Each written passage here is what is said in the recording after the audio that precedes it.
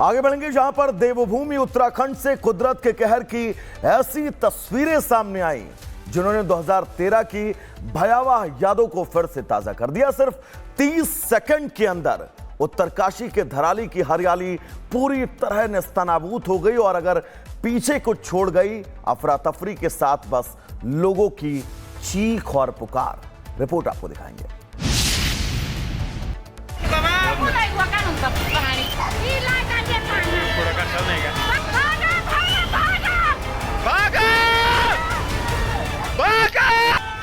दोपहर के 1:45 उत्तरकाशी के धराली में बादल फटा और मौत के सैलाब ने सब कुछ तबाह कर दिया।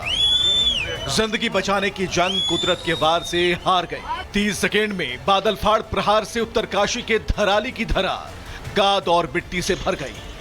घर, मकान, दुकान पहाड़ से उतर रहे पानी के प्रवाह में बह गए। सैलाब का इतना विकराल रूप कि जो भी सामने आया खीर गंगा में समाता चला गया। उत्तरकाशी का धराली अब त्रासदी की गवाही दे रहा है। विनाश लीला से पहले होती है तो इंसान बेबस और लाचार हो जाता है।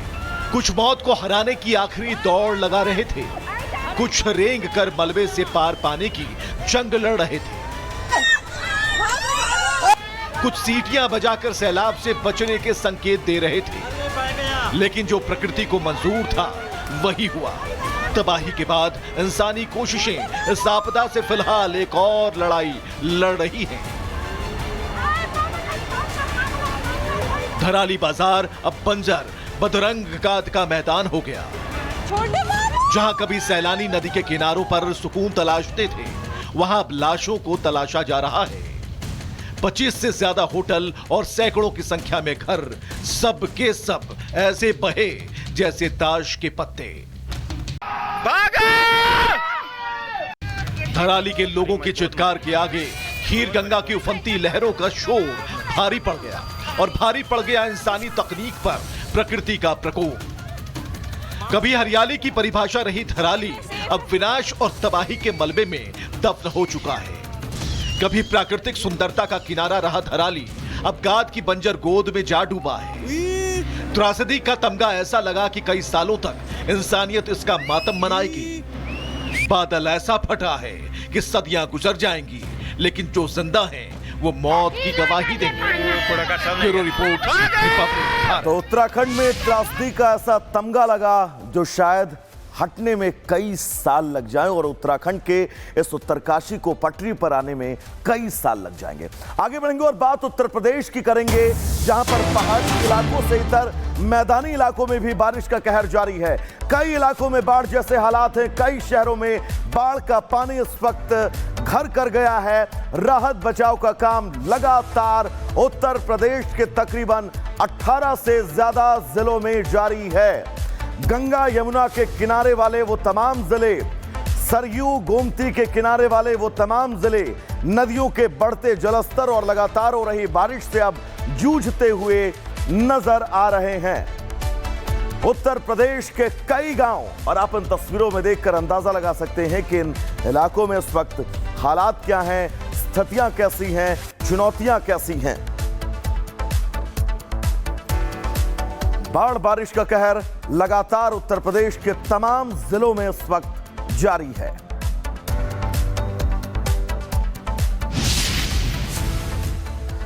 उत्तर प्रदेश के लखीमपुर खीरी में लगातार हो रही बारिश से शारदा नदी का जलस्तर अब बहुत बढ़ गया है।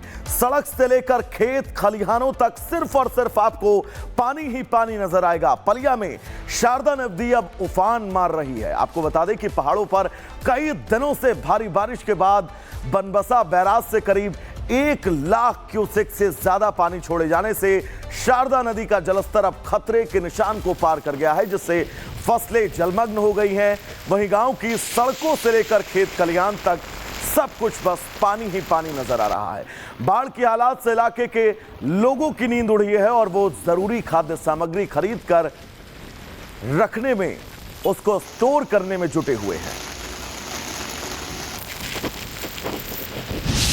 लखीमपुर के बाद आगे बढ़ेंगे उत्तर प्रदेश के बलिया में भी तस्वीरें कुछ बहुत अच्छी नहीं है।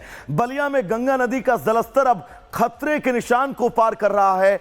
बाढ़ जैसे हालात हैं। आपको यह भी बता दें कि बैरिया समेत 42 गांव इस बाढ़ से प्रभावित हैं। बाढ़ में अब तक 22 मकान और 24 झोपड़ियां पूरी तरह से डूब चुकी हैं।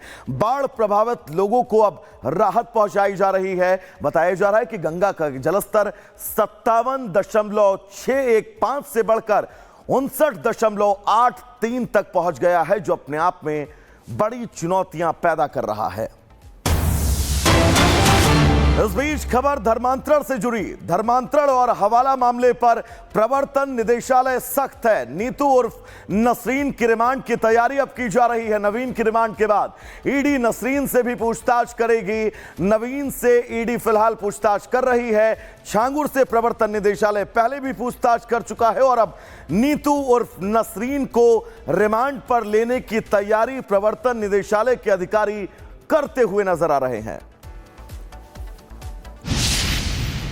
तो आगे बढ़ेंगे और बात करेंगे गुजरात की, जहां मामूली सी बात पर आम आदमी पार्टी के कार्यकर्ता अपना आपा खो बैठे और एक युवक पर थप्पड़ जड़ दिया। गुजरात के मोरबी में आम आदमी पार्टी गुजरात जोड़ो अभियान चला रही थी।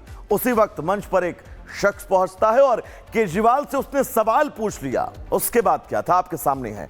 आम आदमी पार्टी के प्रदेश अध्यक्ष ईशुदान गढ़वी ने युवक को थप्पड़ जड़ दिया। अब प्रदेश अध्यक्ष के इस रवैये पर पूरा गुजरात, पूरा देश सवाल पूछ रहा है आम आदमी पार्टी से। इस बीच एक और बड़ी खबर। सिंगर फाजिल पुरिया को गैंगस्टर की धमकी सामने आई है। सोशल मीडिया पोस्ट के जरिए गैंगस्टर सुनील की धमकी सामने आई है। गैंगस्टर सुनील सरधानिया ने रोहित की हत्या की जिम्मेदारी ली है। फाजिल पुरिया का रोहित शौकीन फाइनेंसर था। यह पूरी खबर हम आप तक पहुंचा रहे हैं।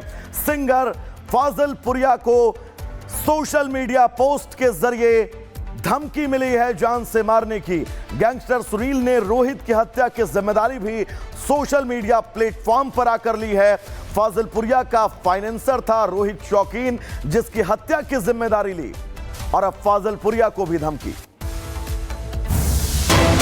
धमकी के बीच एक और अहम खबर ग्रेटर नोएडा से। पुलिस और बदमाश के बीच एनकाउंटर हुआ है। सुंदर भाटी गैंग का गुर्गा धर्मेंद्र इस एनकाउंटर में घायल हुआ है। फिलहाल खबर यह है कि एक आरोपी फरार हो गया है। लूट, हत्या, डकैती, गैंगस्टर जैसे 2 दर्जन से ज्यादा मुकदमे इन अपराधियों पर दर्ज हैं। सुंदर भाटी गैंग का गुर्गा एक गिरफ्तार हुआ है, जबकि दूसरा गुर्गा फरार होने में कामयाब रहा। लेकिन इस एक्शन के बीच यह समझा जा सकता है यूपी पुलिस इस वक्त किस दिशा में काम कर रही है।